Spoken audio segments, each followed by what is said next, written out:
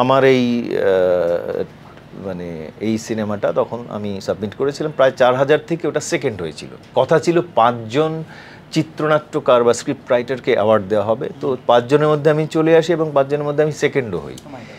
তখন জুরি মেম্বার্স যারা ছিলেন তার মধ্যে আমির খান সাহেব ছিলেন, জুহি চতুর্বেদী ছিলেন, রাজকুমার হিরানিজি ছিলেন, অঞ্জুম রাজাবলী ছিলেন।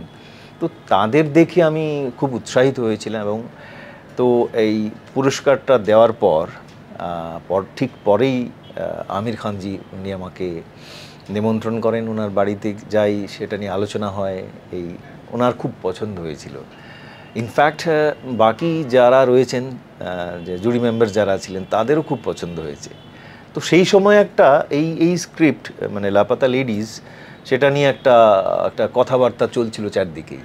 তখন আমাকে আমির খানজি বলেছিলেন যে আমি এটা খুব ভালো লেগেছে, আমি এটা প্রডিউস করতে চাই, এবং ওনার যে ওয়াইফ সেই সময় ছিলেন কিরণ রাওজি, উনি সেটা ডিরেক্ট করতে চেয়েছিলেন।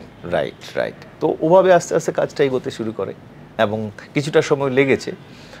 পুরো টিম ফর্মেশন হয়, লোকেশন দেখা, কাস্টিং সমস্ত কিছু করে টোরে তারপর তো যেটা বেরোলো, তখন আমি মিলিয়ে দেখলাম যে যে ভাবনাটা, যে ধারণাটা আমার ভেতর তৈরি হয়েছিল, যে ভিজুয়ালটা আপনি সেই ছিল সেটা আপনি দেখতে পেয়েছেন।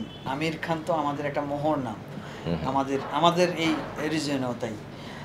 আমির খানের সঙ্গে আপনি বারংবার কথা বলেছেন, মিট করেছেন এই সিনেমার সুবাদে, সেটা জাজ প্যানেলে যেমন তেমন আপনার ওনার বাড়িতেও গিয়েছেন, আবার এই ছবির প্রিমিয়ারও আপনাকে ডেকে সম্ভবত আলাপ করিয়ে দিয়েছেন বা আপনার সঙ্গে কথা বলেছেন।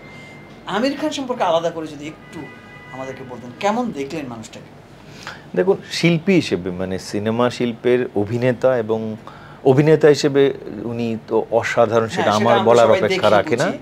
সবাই জানেন, সবাই প্রশংসা করেন, সেটা উনি ডিজার্ভ করেন ডেফিনেটলি। উনি প্রডিউসার হিসেবে অত্যন্ত দক্ষ এবং মানে উচ্চমানের বিচক্ষণ একজন প্রডিউসার উনি, এবং সেটা তার প্রত্যেকটা কাজ, যে কাজগুলো উনি প্রডিউস করেছেন দেখা যায়।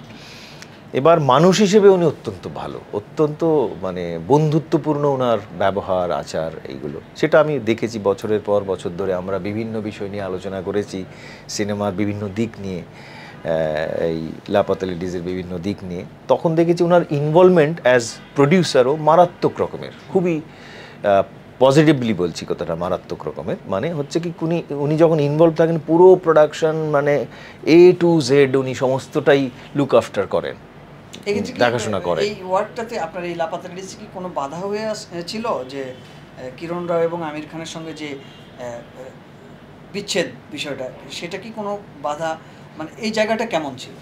না, আমার চোখে সেরকম কিছুই পড়েনি। আমি তো দেখলাম যে যখন, সেটাই বলছিলাম যে উনি যখন কাজ করেন, সেই যে টিম ওয়ার্ক, যেটা অত্যন্ত সুন্দর এবং মানে ইনভলভিং একটা এনভায়রনমেন্ট উনি তৈরি করেন, যেখানে যে পরিবেশে দাঁড়িয়ে বসে সবাই যেন বন্ধুর মতো খুব একটা বন্ধুত্বপূর্ণ পরিবেশে কাজ করার সুযোগ পায় এবং তাদের স্বাধীনভাবে তাদের মত প্রকাশের সুযোগ থাকে, আলোচনার মধ্য দিয়ে আস্তে আস্তে সমস্ত কিছু এগোয়, সেটা উনি ক্রিয়েট করেন।